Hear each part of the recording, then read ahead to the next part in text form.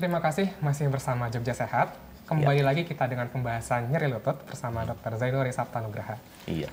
Ya, tadi kita sudah sempat membahas terkait dengan penyebab, ya dokter, terkait dengan nyeri lutut. Ya, secara umum tapi ya. Jadi saya belum bicara detail masing-masing. Nah, saatnya mungkin bisa kita diskusikan. Penyebab lebih detail lagi ya, Mas Ihsan ya, kepada dokter mungkin ada gambaran atau sebetulnya apa ini penyebab nyeri lutut secara lebih detail agar pemirsa lebih paham nih penyebabnya, dok. Oke, terima kasih Mas Ihsan dan Mas Hendri. Ya. Jadi mungkin saya bisa pakai peraga ini ya. Oke. Jadi kalau yang sambil dilihat situ itu adalah yang pertama trauma atau kelainan. Jadi sendi itu adalah pertautan dua ini. Jadi karena komponennya itu adalah bantalan, biasanya jaringan tulang rawan. Oke. Nah, kemudian ini juga jaringan urat yang dia menjadi bantalan juga, dan juga penguat-penguat berupa urat untuk yang sekarang gini. Ini sangat kuat sekali. Oke. Itu biasanya kalau yang di pasar saat korban itu kalau godoknya tidak maksimal itu biasanya tidak empuk. Jadi itu seperti itu sama persis. Nah, ini namanya komponen. Nah, trauma itu bisa mengenai dari salah satu atau beberapa dari komponen ini. Bisa karena tulangnya patah, bisa karena bantalannya yang pecah, bisa karena itu uratnya yang robek. Jadi kalau ini semua terjadi akan membuat nyerinya bisa nyeri dan mengganggu secara fungsional. Ini dadaan karena trauma. Biasanya kalau itu diobati bisa. Bu ada robekan pun diobati sampai bebas nyeri bisa. Itu cuman butuh waktu. Biasanya lama, mungkin bisa sampai 3 bulan bahkan lebih untuk bebas nyeri. Nah, itu trauma. Jadi sisi trauma memang kadang harus dioperasi. Kalau atlet-atlet dan sebagainya harus dioperasi. Berarti posisi itu harus kembalikan lagi untuk mencapai penguatan dan fungsi seperti sebelumnya. Itu bisa dari tulang dan beberapa bagian lain termasuk dari komponen yang terlihat ini bisa salah satu atau bagian tergantung dari istilah kita adalah posisi saat jatuh, benturannya ada di mana, itu yang rusak itu ada di sebelah mana. Itu nanti dengan pemeriksaan bisa terlihat. Yang kedua itu tadi adalah beban kronis. Ini kan sebetulnya di antaranya ada ruang atau istilahnya ruangan kosong yang dia diisi oleh cairan yang kita bilang adalah pelumas sendi, oli. Nah, itu ada di sini. Dan itu jaraknya memang tidak boleh nyempit, tidak boleh terlalu lengkap. Dan di situ fungsinya kalau normal itu berfungsi pelumas dengan baik. Nah, beban lebih dia mungkin akan terjadi penyempitan karena ini terbeban lebih banyak. Akhirnya apa?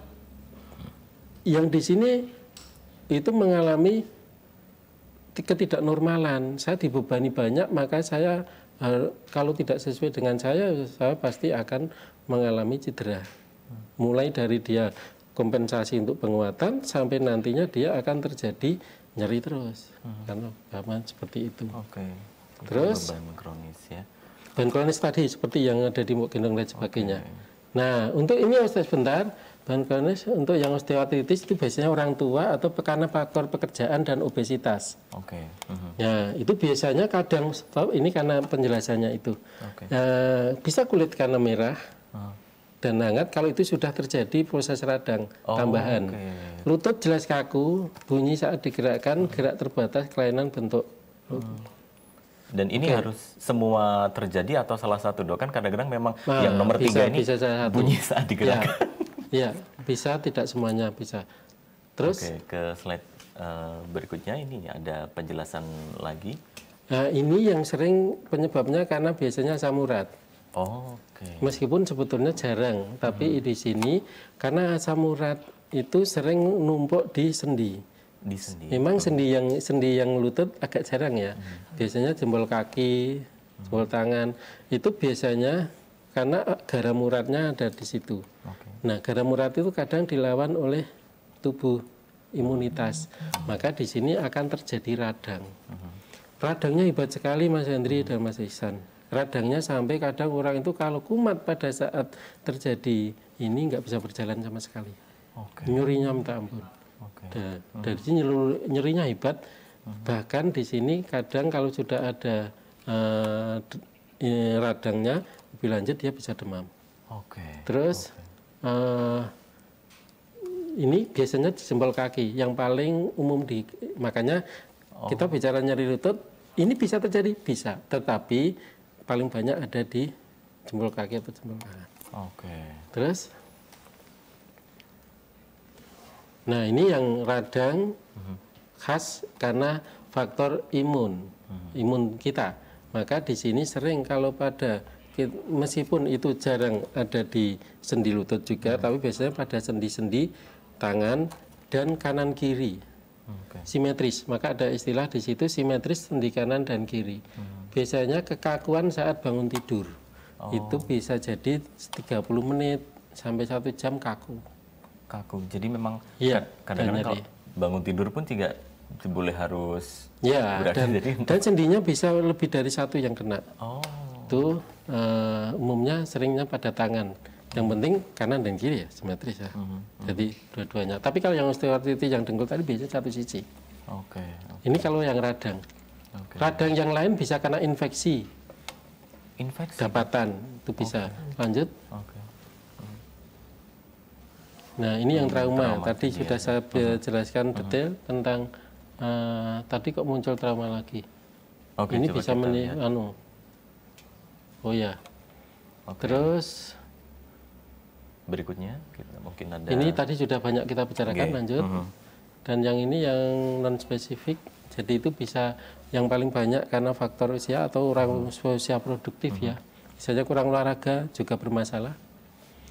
Usia lanjut, kemudian overuse pada saat orang itu sering seperti atlet ya.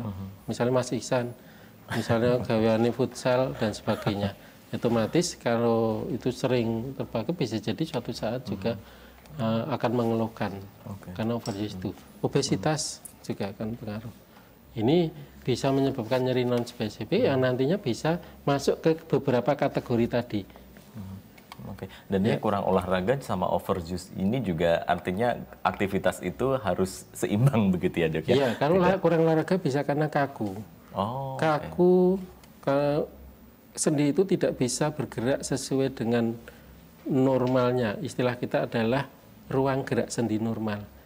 Karena kaku maka dia kalau suatu saat dipakai untuk gerak maksimal jadi terasa tidak nyaman.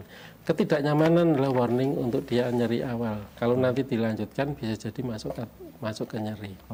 Saya tadi ada satu poin Mas Ihsan yang mungkin usianya lebih muda dari saya meskipun selisihnya 2 tahun setahun ya ini ya.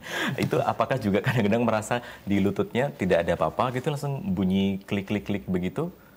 Itu apa yang kemudian penyebabnya? Apakah termasuk salah satu? Karena di sini komponennya itu ada ruang gerak sendi dan sebagainya, ada space udara kosong dan sebagainya. Saya pikir untuk suara-suara apabila dia tidak mengganggu secara tidak secara ini tidak menimbulkan nyeri dan sebagainya itu masih wajar.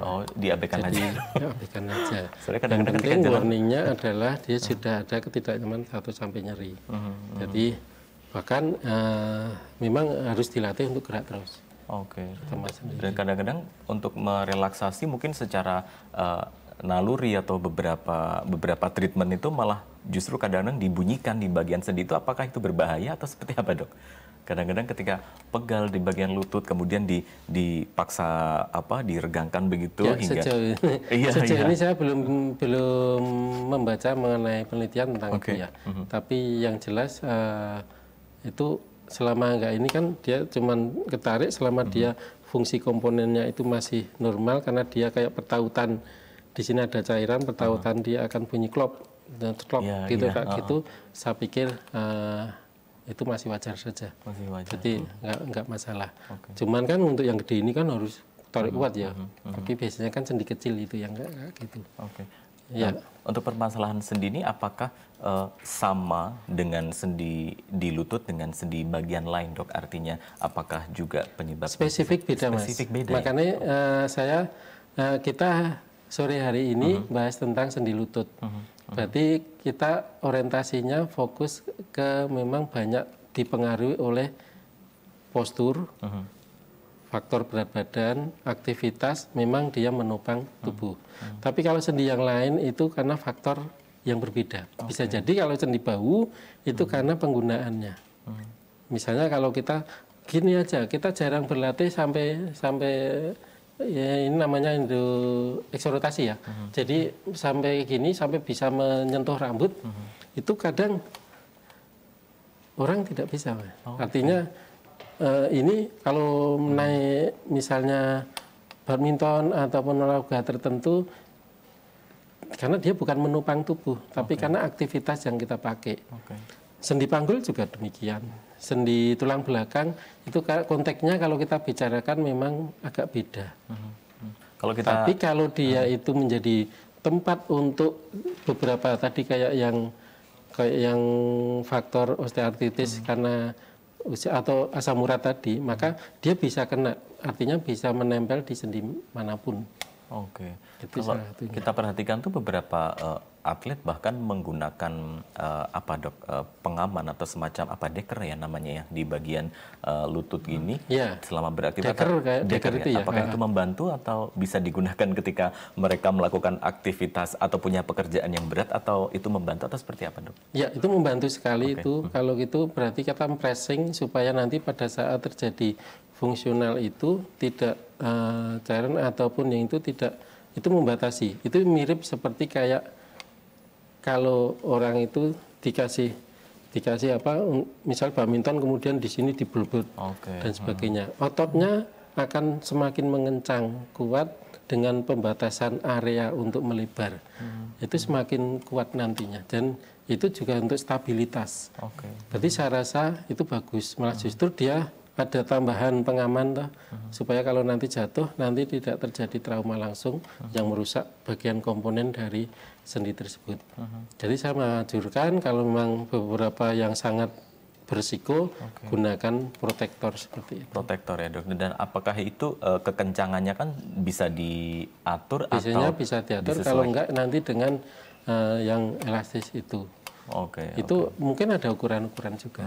Dok, ini kan mungkin di pasaran kan juga ada banyak suplemen, entah itu dalam bentuk susu atau vitamin dan sebagainya untuk menguatkan bagian sendi lutut. Kalau saya tidak salah, apa itu juga nutrisi tersebut bisa membantu mereka bagi usia lanjut atau seperti apa? Saya rasa sendi itu kan fungsional, dia digunakan untuk secara fungsi, jadi untuk nutrisi secara umum hampir sama dengan nutrisi yang lain.